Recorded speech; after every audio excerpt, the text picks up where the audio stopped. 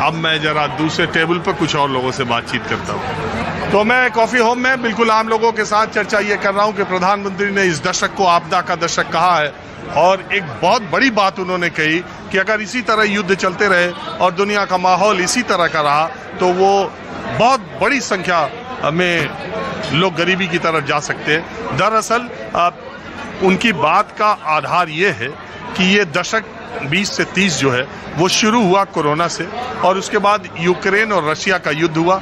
उसके बाद से ये जो ईरान इजराइल का एक बार पहले, फिर ईरान इजराइल और उसमें अमेरिका सीधे सीधे, और उसके बाद पश्चिम एशिया में पूरी तौर पर जो उथल पुथल हुई है, ये पूरे 5-6 साल किसी भी सरकार के लिए, देश के लिए, विश्व के लिए बहुत उथल पुथल वाले रहे हैं। अगर ऐसे ही, और ये जो अभी ऊर्जा का संकट आया है, अगर ये ऐसे ही बना रहा, निश्चित तौर पर महंगाई बहुत ज़्यादा बढ़ेगी और निश्चित तौर पर लोगों के पास रोजगार की स्थितियां कम होंगी। या गरीब का मतलब ये कि आपके खर्चे ज़्यादा हों और आपके पास कमाई कम हो।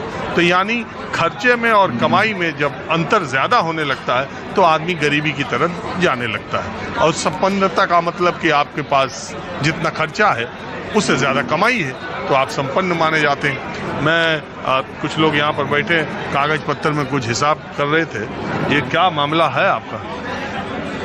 डॉक्टर साहब देखिए, ये मामला है, हम लोग भी उसी बात के लिए चिंतित हैं जो आप कह रहे हैं कि समाज की स्थिति और परिस्थिति क्या होती जा रही है। हर इंसान सुबह से शाम तक दौड़ रहा है, काम कर रहा है, इसके बाद महीने के आखिर में जो उसकी सैलरी मिल रही है और जो खर्चे का हिसाब वो माइनस में जा रहा है।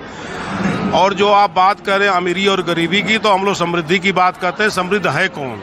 समृद्धि वो है कि जो हमारी आवश्यकता है, आवश्यकता के लिए जितना चाहिए वो हो और आवश्यकता से थोड़ा सा अधिक हो, ताकि हम किसी की जरूरतमंद की मदद कर सकें और अपने भविष्य के लिए सुरक्षित कुछ, बिल्कुल अपने भविष्य के लिए, अपने स्वास्थ्य के लिए भी कर सके। लेकिन एट द सेम मोमेंट मैं पीछे थोड़ा सा जाऊंगा, हमारे दादा परदादा जो थे ना, वो कोई नौकरी नहीं कर रहे थे, गांव में रहते थे। मैं बनारस के बगल में गाजीपुर का रहने वाला हूँ। उनके पास कोई नौकरी नहीं थे, लेकिन उन्होंने पढ़ा लिखा के हमको इंजीनियरिंग करा दी। मैं इंजीनियरिंग कॉलेज में प्रोफेसर हूँ और दिल्ली में नौकरी कर रहा हूँ। रिटायर हो गए? अरे भाई साहब, अभी तो 50 भी नहीं हुई, आपने रिटायर कर दिया। ये मैं लिख रहा था कि दिल्ली के अंदर 12 महीने में हमको 12 वर्कशॉप करानी है। ये बिना पैसे की वर्कशॉप होती है। ये किस चीज़ पे है? इसका नाम है यूनिवर्सल ह्यूमन वैल्यूज की वर्कशॉप, AICT और UGC। 1980s में हमारे बुजुर्गों ने देख लिया था कि 2026 में क्या होने वाला है। उन्होंने कहा था कि सही समझ के अभाव में समस्याएं आएंगी। पैसे की कमी नहीं है, सही समझ की कमी है। भूखमरी है, बेरोजगारी है, आप कह रहे हैं, मैं मान रहा हूँ। ये आंकड़ा मेरा नहीं है, ये इंटरनेशनल आंकड़ा है। जितना लोगों को खाने को इस समय चाहिए उससे 8 गुना ज़्यादा रोज वेस्ट हो रहा है। जितना वेस्टेज है पूरा देश का, उस वेस्टेज को बचा करके देखा जाए तो उससे जितने लोगों की रोज की आवश्यकता है 8 गुना ज़्यादा खाना वेस्ट हो रहा है। सर, ये आंकड़ा है गवर्नमेंट का। हम ये कहना चाह रहे हैं कि ना समझी में, सही समझ के अभाव में, कहते हैं due to the lack of right understanding सब कुछ हो रहा है। लोग गलती से गलती कर रहे हैं। हमारे जेब में अगर 5 रुपया है तो हम 5 रुपया में खुशहाल जिंदगी गांव में जी सकते थे। हमको भी चकाचौंध की जिंदगी दिल्ली दिख रही है। हम दिल्ली में आके दुखी हो रहे हैं। For what? जीवन में हर मानव सुखी और समृद्ध रहना चाहता है, लेकिन वो सुख और समृद्धि की परिभाषा ही नहीं समझ पाया। तो सुख पाने की चीज़ नहीं है, सुखी होने की चीज़ है। अंदर से सुख मिलता है। हम लोग उसी पे चर्चा कर रहे थे। ये हमारे सीनियर हैं, आप भी हमारे सीनियर हैं, आप हमारे सीनियर के सहयोगी हैं। ये लोग कारपोरेट में हैं, ये बड़ी बड़ी वो आपके सीनियर हैं, लग रहे हैं जूनियर। हाँ, ये लग रहे हैं स्टूडेंट अभी। देखिए, छात्र लग रहे हैं कि नहीं? एकदम। मैं इनको मिला था, बोला सर आप ऐसे मिले थे। सेकंड ईयर में थे, मैं फर्स्ट ईयर में था। हम लोग GV Pant engineering college Uttarakhand से पढ़े हुए हैं। हम 98 में पास आउट किए और सर 97 में पास किए। तो हम लोग 2 साल के बाद यहाँ मिल रहे हैं। हम लोग साल में 1-2 बार मिलने की कोशिश करते हैं। तो मिले तो ये पूछ रहे हैं, मैं प्रोफेसर हूँ IP यूनिवर्सिटी के कॉलेज में, Guru Tegh Bahadur institute of technology में, कंप्यूटर साइंस में। तो इन्होंने कहा, आप प्रोफेसर साहब क्या ज्ञान बांट रहे हो, थोड़ा ज्ञान हम लोग को भी दो। तो आज हम लोग मिले हैं, इस पर चर्चा कर रहे थे। तो इनको मैं पैड खोल के दिखा रहा था कि दिल्ली के अंदर हमको 12 वर्कशॉप करनी है, 12 अलग अलग यूनिवर्सिटी में। उसकी मैं प्लानिंग कर रहा हूँ। उसमें से टाइम निकाल के आप लोगों के पास आया हूँ। इनको भी समझा रहा हूँ कि थोड़ा कारपोरेट में भी वर्कशॉप करा लीजिए, बहुत प्रेशर कम हो जाएगा। जब आपको पता चल जाएगा कि हमारी रिक्वायरमेंट तो इतनी ही है, समस्या ही खत्म हो गई। अच्छा, आप जीवन विद्या सिखाने के लिए आओ मैं तुम्हें ज्ञान देता हूँ वाला काम कर रहे ऐसा हैं? नहीं कर रहा हूँ, हम तो प्रस्ताव देते हैं, आपको समझ में आए तो एक्सेप्ट करिए, नहीं तो छोड़ दीजिए। जीवन विद्या वर्ड आपने सही पकड़ा है, मुझे पता है आप वहीं पहुंचे हुए हैं जहाँ से मैं हूँ, इसलिए मैं आपको बुलाया हूँ। हम लोग बैठ के अनुमान लगा लिए थे कि आप वही है ना। आपकी मैं उधर महिलाओं से बात कर रहा था तो मैंने देखा 4 लोग इधर कागज पत्तर हैं। तो छोड़िए, अभी आ जाए क्या है कहानी, ये जो प्रोफेसर साहब, ये जो ऊर्जा संकट है, इस पर क्या विचार है आपका? मैं वही कह रहा हूँ सर कि 20 साल पहले 30 साल पहले हमारे देश में ऊर्जा कितनी थी, जरूरत कितनी थी। मैं फिर कहा कितना वेस्टेज हो रहा है उसको अगर हम देख लेना। हम ये कह रहे हैं सर हमारा खर्चा निर्धारित नहीं है, तो अगर हमारे कप के अंदर पेंदी नहीं है ना तो जितना लीटर पानी डालो वो 1 कप भरेगा नहीं। हमारी आवश्यकता कितनी है, ऊर्जा की आवश्यकता, एक घर में 4 कारें हैं ना, हम कर उसकी आवश्यकता है कि नहीं है। मैं तो नंगे पाँव चल रहा हूँ, सुन लीजिए, और जूता तो 2000 के आ रहे हैं, 5-5 हज़ार के आ रहे हैं, हमको तो नंगे मजा आ रहा है। अरे 50,000 तक के आ रहे हैं, अभी आप 5,000 2,000 देखिए, उनको 50,000 में मजा आ रहा है, हमको नंगे में मजा आ रहा है। अपनी अपनी समझ की बात है, तो हमको 50,000 की जरूरत नहीं है, हमारा काम हो गया। हम देखिए खादी का पहने हैं 200 रुपये का कुर्ता, हम आराम में बैठे हैं काफी हाउस में, एक तो गमछा रखे हैं, धूप नहीं लग रही है। ये देखिए 100 रुपये का है, कोई वो क्या छतरी वतरी नहीं है, आराम से मेट्रो में बैठे आगे। सुनिए, हमारी तरफ हर शहर के बारे में एक कहावत है, बताएं। 100 पढ़ा न एक प्रतापगढ़ा। हाँ, हम प्रतापगढ़ी नहीं, हम तो गाजीपुरी हैं। अब गाजीपुरियों के बारे में भी एक कहावत है। हाँ बोल लीजिए, छोड़िए, अब नहीं सुनेंगे सर। नहीं, चलिए सर आप बताइए। ये आपके जो जूनियर है अभी IBM में कि अरे कहीं है, कोई बात नहीं, कॉर्पोरेट वर्ल्ड में है, आपके सीनियर हैं, लग जूनियर रहे, ये राज क्या है। और दूसरी बात, आज की जो प्रेजेंट क्राइसिस है, सीरियस नोट पे आप लोग ज़्यादा इसको अच्छे से बता सकते हैं। अभी भारत का आम आदमी इस शॉक को अभी समझ नहीं रहा कि कितना बड़ा झटका आने वाला। मैं देख रहा हूँ ना, अभी लोग समझ नहीं रहे हैं, कह रहे हैं अरे 3 रुपया बढ़ा है, इसमें 3 रुपये, वास्तव में 3 रुपये से कोई फर्क नहीं पड़ता है अभी जिस तरह की क्राइसिस दुनिया में। आप इसको कैसे देख रहे हैं? असल में मैं ये समझ रहा हूँ कि इंडिया में पब्लिक जो भी है इतना सीरियसली लेती नहीं जब तक कि डंडा न चले, क्योंकि आज़ादी के बाद से डंडा चला नहीं कभी कंट्री के ऊपर।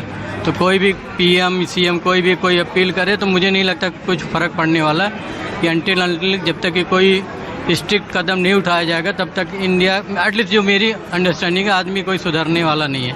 Crisis there is no doubt कि बहुत बड़ा क्राइसिस है, और इसमें सबको मिलजुल के गवर्नमेंट को नहीं, गवर्नमेंट को अपने कंट्री को सपोर्ट करना है, not to government, that's all.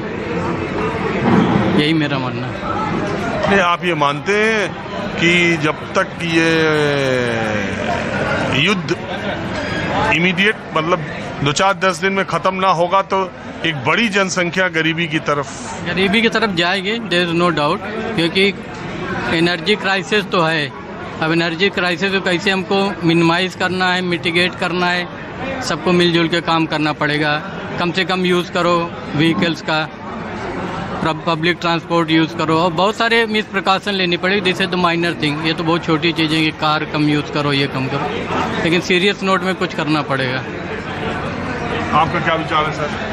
देखो, मुझे लगता है कि जैसे कोरोना क्राइसिस है वो हमने पार कर लिया है सफलतापूर्वक, तो ये क्राइसिस भी निकल जाएगा और ये लंबा चलने वाला है। इतना मुझे लगता है कि युद्ध अभी ख़त्म नहीं होगा, और ये 1-2 साल, मुझे लगता है 1-2 साल और भी चल सकता है। लेकिन प्रधानमंत्री जी के नेतृत्व में क्राइसिस जो है वो हैंडल होगा। थोड़ा बहुत महंगाई बढ़ेगी, लेकिन अगर देश का जो नेतृत्व है वो सफलतापूर्वक इसको पार कर जाएगा। थोड़ा महंगाई बढ़ेगी, थोड़ा सा क्राइसिस आएगा, लेकिन हमको भी थोड़ा बहुत सहयोग देना पड़ेगा। जैसे कम खर्चे करने हैं, कार पूलिंग करनी है। हम लोग कार पूलिंग एक्चुअली कॉर्पोरेट में जाते हैं, हमने कार पूलिंग ऑलरेडी स्टार्ट कर दिया है, वर्किंग फ्रॉम होम। अभी हमने हमारे कुछ कॉर्पोरेट में फ्रेंड्स हैं, वो कह रहे थे कि अब हम ये तय कर रहे हैं कि ड्रॉपिंग, ज़्यादा दूर के लोगों की ड्रॉपिंग और जो पिकअप है उसको कम करें, लोगों को कार पूलिंग। और सैटरडे संडे तो आप लोगों का ऑफ ही रहता है, लेकिन वो वर्क फ्रॉम होम के लिए भी इंडियन कंपनीज ने सब जगह काम शुरू कर दिया। ये सही है? हाँ, ये सही है। हमारी कंपनी में ऑलरेडी क्या कहते हैं वर्क फ्रॉम होम चल रहा है और काफ़ी फ्लेक्सिबिलिटी दी है, और बहुत लोग एक्चुअली 2 दिन एटलीस्ट वर्क फ्रॉम होम करते हैं, और उससे ज़्यादा भी करते हैं। और कार पूलिंग भी स्टार्ट हो गया है, आपस में हम लोग कर लेते हैं कार पूलिंग, और थोड़ा बहुत इसी तरह से हम लोग छोटा छोटा सहयोग कर रहे हैं। चलिए ठीक है। मैं एक बात ऐड कर दे रहा हूँ। हमारे भी बच्चों के एग्ज़ाम है 22 तारीख से दिल्ली के अंदर। दिल्ली के पूरे स्टेट इंजीनियरिंग कॉलेज के बच्चों के एग्जाम सेंटर जाते हैं। हम अपने कॉलेज में कल ये कदम उठा लिए और डायरेक्टर और हमारी मैनेजमेंट तैयार भी हो गई कि हम लोग 4 बसें अपने कॉलेज से चला दें और 2 बसें मेट्रो स्टेशन से, ताकि बच्चे मैक्सिमम बस से जाएं। नहीं तो इतने बच्चों के ना एक एक कार से जाना होगा तो गार्जियन भी परेशान हो गए, टाइम भी लगे और एनर्जी भी वेस्ट होगी। तो बस से बच्चे जाएं और बस से आएँ। बस से बच्चे गए ग्रुप में और बस से आए तो कुछ तो हम लोग कर पाएंगे ना। तो जो कर पा रहे हैं हम लोग कोशिश करो, करने की ड्यूटी भी हम लोगों की है। पढ़े लिखे समाज की बिल्कुल जिम्मेदारी है। प्राइम मिनिस्टर और चीफ मिनिस्टर कर रहे हैं, वो अपने लेवल पे करें, हम लोगों को सहयोग करना सबसे बड़ी जिम्मेदारी है। बिल्कुल। ये देखिए, बड़ी मुश्किल बात ये है आजकल जो सोशल मीडिया का दौर आ गया, हालांकि उसमें बात ये है कि अगर प्राइम मिनिस्टर कोई बात कह रहे हैं तो उसको पार्टीजन पॉलिटिक्स से अलग रखना चाहिए। वो उसको देश की बात समझनी चाहिए कि ये देश पर संकट आ जाएगा, देश के लिए परेशानी है। अब वो प्रधानमंत्री मोदी के इर्द गिर्द अगर आप घुमाने लगेंगे तो फिर उसमें फिर तो पार्टीजन फिर पार्टी आ जाती है। दरअसल क्या है कि दुनिया के सामने हमको इस वक्त एक मुल्क के तौर पर, एक राष्ट्र के तौर पर, एक नेशन के तौर पर सबको साथ आना चाहिए और जो भी परेशानी है इसको लेकर के हमें और आपको जो भी योगदान दे सकते हैं वो देना चाहिए। बहरहाल कुछ और लोगों से बातचीत करता हूँ तो और एक और टेबल